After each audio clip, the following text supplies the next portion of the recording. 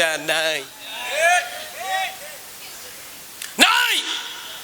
না থাকার কারণে ইমামগুলি আজকে বাংলাদেশের জিম্মি হয়ে আছে, জিম্মি।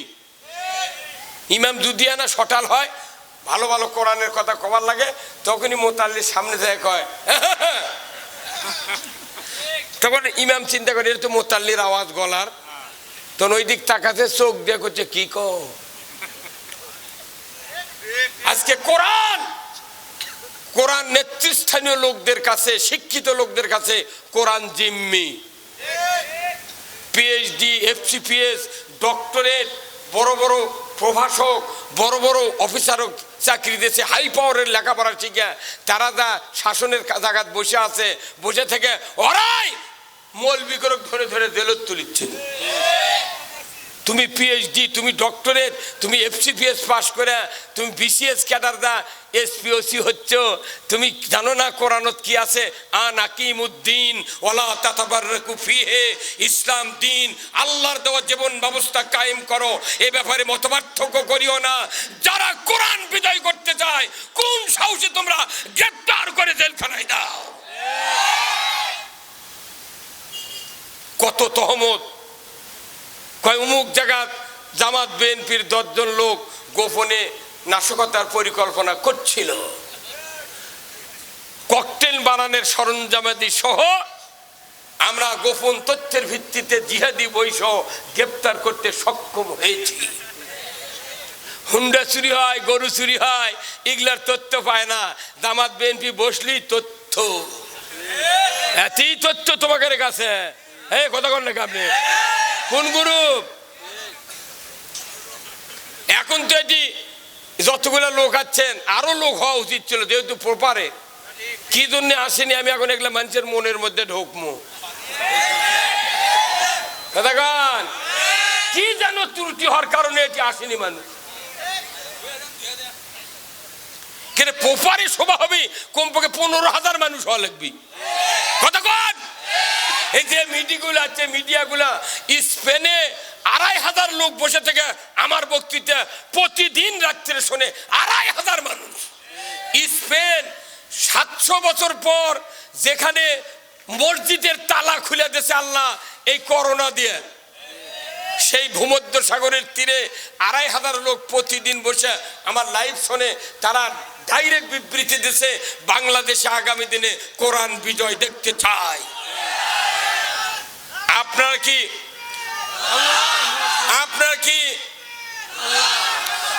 কি রসুলের নেতৃত্ব মেনে নিতে চান? কারা কারা দুহাত তুলে আল্লাহকে দেখান।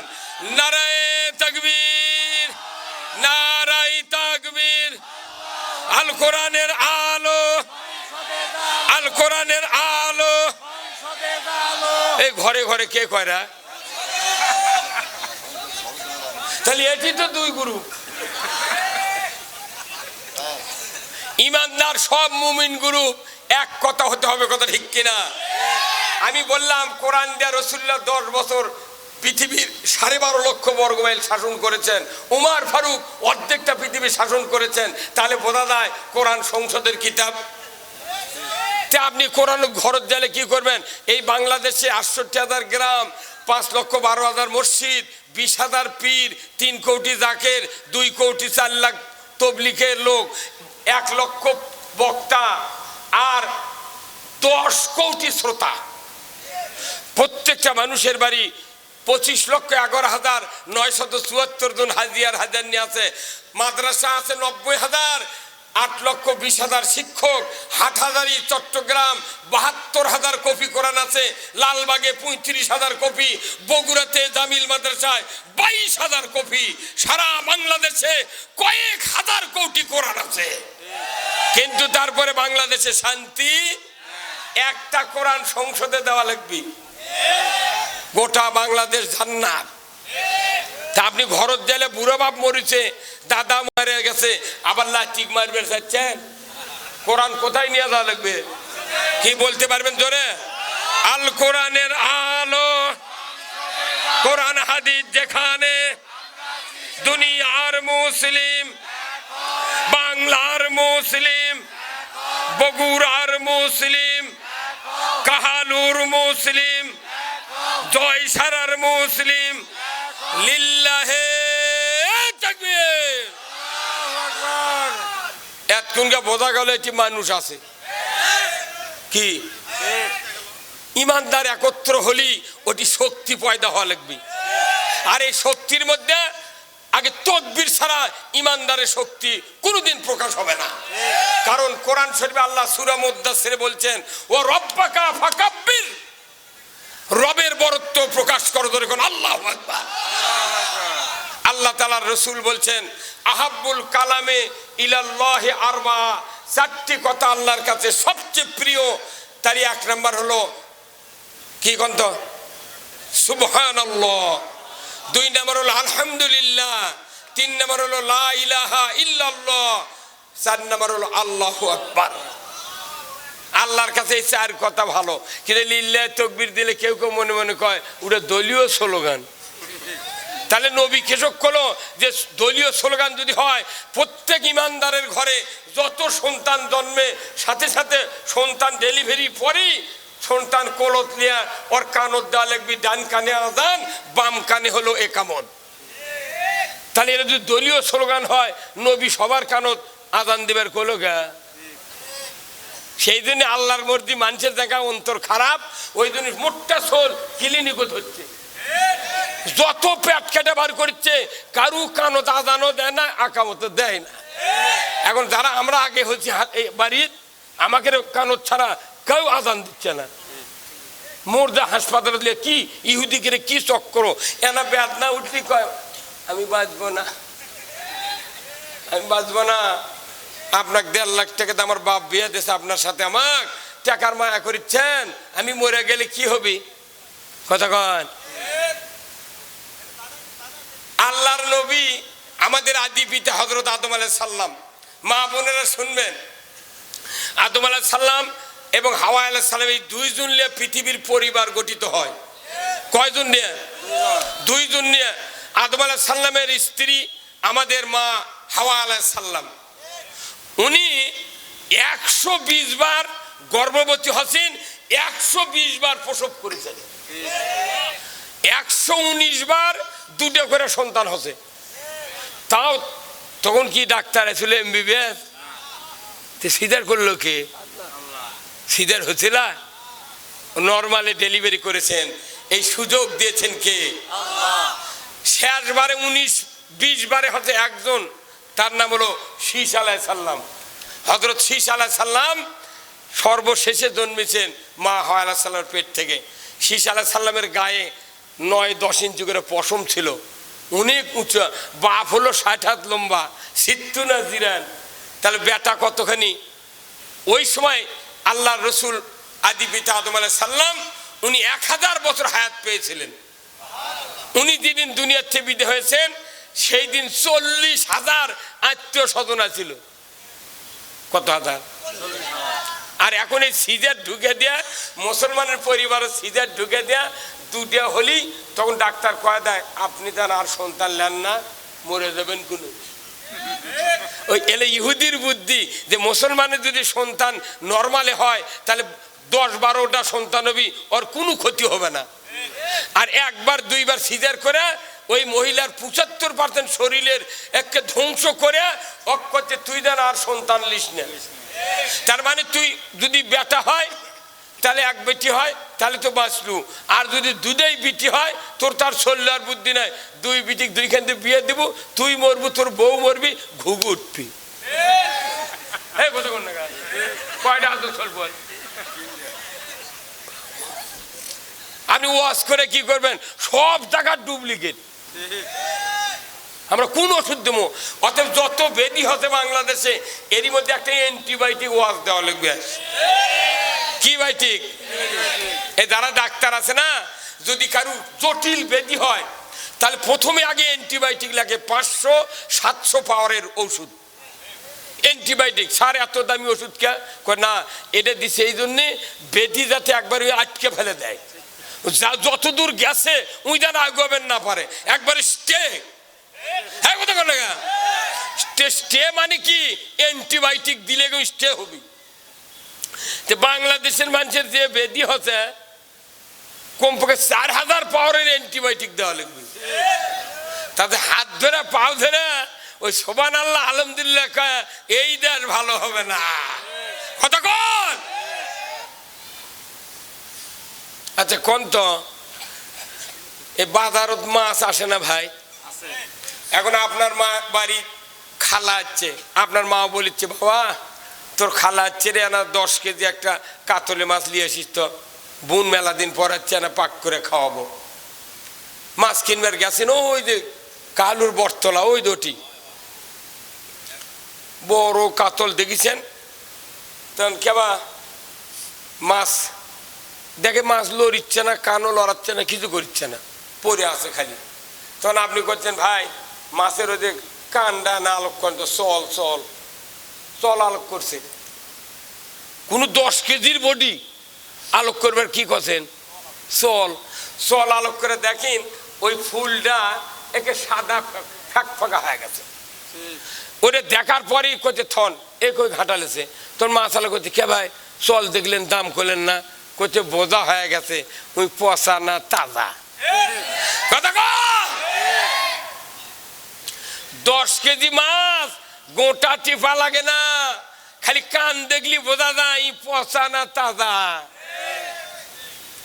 আল্লাহ কিয়ামতের দিন মানুষগুলা দুনিয়াতে আল্লাহ বুঝা পারিচ্ছে কার অন্তরত কি আছে। গোটা বডি টুপি দাড়ি দুব্বা দেখে আল্লাহ পরীক্ষা করে না, আল্লাহ দেখে এর অন্তর কোন পক্ষে। মাথা খারাপ লাগান, মাথার টুপি জুব্বা হাজি গামছা মানে জিব্রাইলের খালু যাচ্ছে, কিন্তু অন্তর ইসলামের বিরোধিতা। হ্যাঁ কথা বল, এই বিরোধিতাকে আল্লাহ জানে না? তুই মাছের চল দেখে সাদা দেখে তুই লিলু না, আল্লাহ কোথায় তোর অন্তর দেখে আমি তোকে নেবো না। কথা কন। তাহলে এই জন্যে এতগুলা কথা আমি বললাম যে এই কথাগুলা রসুলের নেতৃত্ব আল্লাহর আনুগত্য যদি কেউ করে ওই মানুষ জান্নাতে যাবে, নচেৎ আর কোনো প্রক্রিয়া পৃথিবীর জমিনে নাই। আসুন জয়সারা গ্রামবাসীর উদ্যোগে আজকের এই তাফসিরুল কোরআন মাহফিলের সম্মানিত সভাপতি সাহেব জনাব মোহাম্মদ সেকেন্দার আলী, মুয়াজ্জিম জয়সারা জামে মসজিদ ও শিক্ষক জয়সারা কসিমউদ্দিন নুরানি হাফেজিয়া কওমি মাদ্রাসা, আল্লাহ ভাইজানকে দ্বীনের জন্য কবুল করুক, বলুন আমিন। সহ সভাপতি জনাব মোহাম্মদ গোলাম আজাদ মন্ডল, বিশিষ্ট সমাজসেবক জয়সারা কাহালু বগুড়া, আল্লাহ ওনাকে দ্বীনের জন্য কবুল করুক, বলুন আমিন। সহ সভাপতি আছেন? মারহাবা। সহ সভাপতি পাশে তুলে হয়।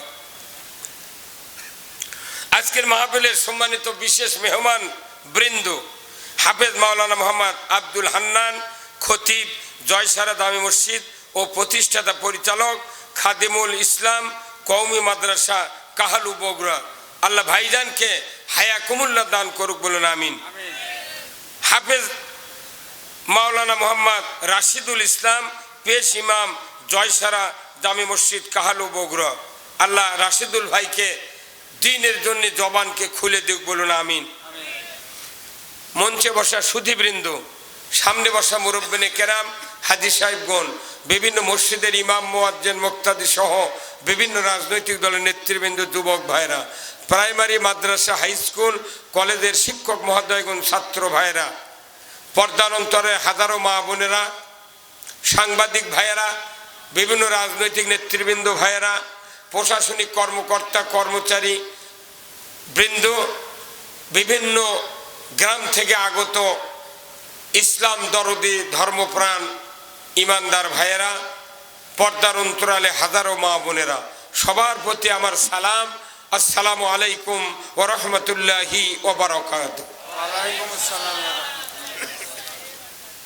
কেমন আছেন? আলহামদুলিল্লাহ আছি ভাই, আলহামদুলিল্লাহ। আপনাকে তো কষ্ট হচ্ছে না? তেনা চাপে আসবেন, ওই ওই মেলা ভাই দাঁড়িয়ে আছে পারে। আরেকটা ভাই কোন ওই আমার ওই বললাম এটিএন ভাইয়ের সাংবাদিক ওই ভাই বললাম যে আর একটা বিছনা দেন না এখানে, আর 2 হাত আগে আইলো, ওই দিক পাশে 3 হাত একটু ক্লিয়ার হলো। এই ডান দিকে আসেন, এখানে অনেক জায়গা আছে, দেন এটি আরানা দেন রে, একটা কাপড় দেন। কেবা কাপড় নাই কে ভাই? এই গ্রামের কোনো বিছনা টিছনা নাই? 2টা বিছনা সামনে দেন, আরো 2 হাত আগে আসো, একবার গোদের সামনে আসে না, অসুবিধা কি?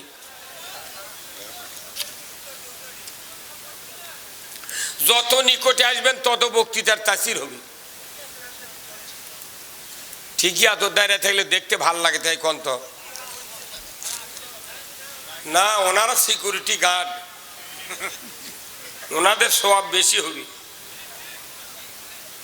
আমার ভাইরা, অ্যান্টিবায়োটিক ছাড়া যেরকম ব্যাধি স্টে হয় না, বাংলাদেশে অ্যান্টিবায়োটিক দেওয়া লাগবে। কি করছেন কোন?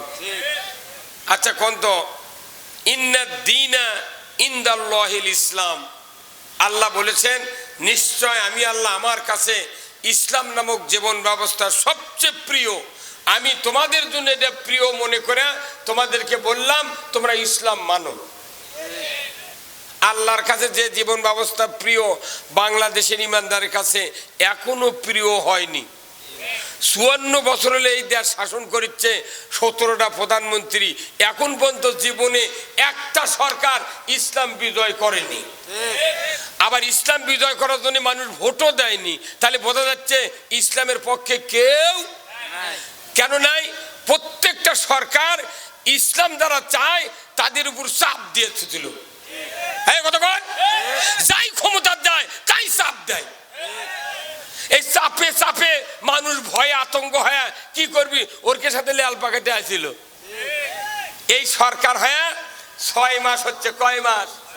6 মাসের মধ্যে কোনো চাপ নাই, বিরোধিতা নাই, জেল নাই, জুলুম নাই, মারামারি নাই, হানাহানি নাই, গুতাগুতি নাই, মনে মনে অনেক হিংসা আছে। হ্যাঁ কতক্ষণ খালি সরকারের চাপ না থাকার কারণে 6 মাসের মধ্যে বাংলাদেশ খালি মনে লাফাচ্ছে। যদি 5 বছর খালি ইনকা ফ্রি থাকে, এই কথা কোন লেখা, তাহলে বোঝা যায় সরকারের চাপে বাংলাদেশে ইসলাম দাবিয়া থাকে। কত কোন লেখা? এই যে কারেন্টের তারের নিচ দেয়া 11,000 ভোল্টেজের তারের নিচ দেয়া ইউক্যালিপটাসে গাছ লাগান নাই, ওই বাড়িওয়ালা জানে না যে মিন্দে কারেন্টের লাইন হবি, হুট করে মাপ দিয়ে মিন্দে চলে গেছে, গরিব মানুষের খোলার উপর দিয়ে গেছে, ওই গাছ লেগে থাকে। খালি জুন মাস পড়তি হাঁসুয়ালি আসে। কথা কনা রে, পল্লী বিদ্যুতের লোকেরা হাঁসুয়ালি আসে, তারের নিচে থেকে কাটিয়া দিতে দিতে খালি গোঁদের লাগান হয়ে আছে, মাথার কিছু নেই। কথা কন, এই দীর্ঘদিন হলে ইসলাম বিজয়ের পক্ষের লোকদেরকে মাথা কাটিয়া কাটিয়া খালি গোঁজ খাড়া করে থুছিল, কিন্তু গোঁজ খাড়া করে থুয়ে এখন এসে যখনই মাথা কাটার চাপ চলে গেছে, এখন ফেনা আবার আছে। এই ফেনা আর কাটার যাতে কেউ সাহস না পায়, এই জন্য আমাদেরকে কাজ করতে হবে। রাজি আছেন? কারা কারা আল্লাহকে দুহাত তুলে দেখান, লিল্লাহে তাকবীর, নারায়ে তাকবীর, নামান হাত। আসুন, এখন আল্লাহ তাআলা কোরআনে বলছেন কি,